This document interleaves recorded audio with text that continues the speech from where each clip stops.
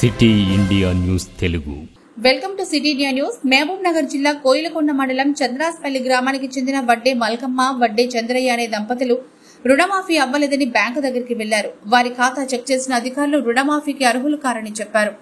అప్పుల బాధతో తన కొడుకు పోయినా సంవత్సరం ఆత్మహత్య చేసుకున్నాడని, ఇప్పుడు రుణమాఫీ జరగదని బ్యాంకు అధికారులు అనడంతో తమకు దిక్కుతోచడం లేదంటూ రైతులు కన్నీళ్లు పెట్టుకున్నారు.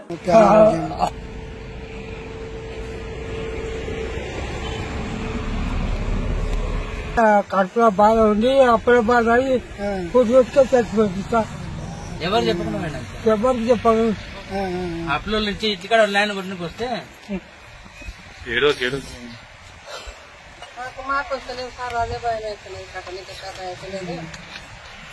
ఎనిమిది మంది ఆడపిల్లలా? పెళ్లిళ్ళైనా మరి? అందరూ ఒక కొడుకు లేకపోయా? అంత కొడుకులంటే కొంచెం అందరూ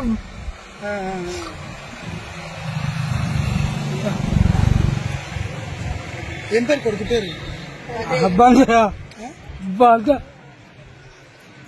కొట్టే బంద పెళ్ళైండేనా?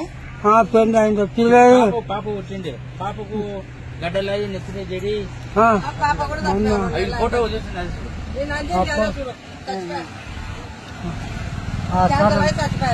సర్లకి కాగితం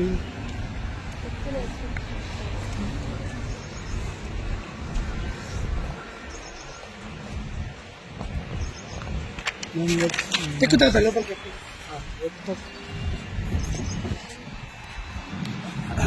నీ పేరు మీద 30 ఎన్ని వేలు తీసుకున్నావు? 30,000, ఒక పాప 40,000, మొత్తం 70,000. 70,000. నీ భర్త పేరు మీద?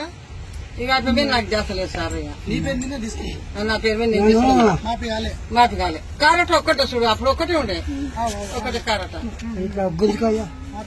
మాపి కాలేదు. మేము అదే పరిచయం ఉండి ఇక ఈ ముత్తలన్నీ ఆటో తీసుకొని తాతగానులో మీద తిప్పలు పడుతున్నాం సార్.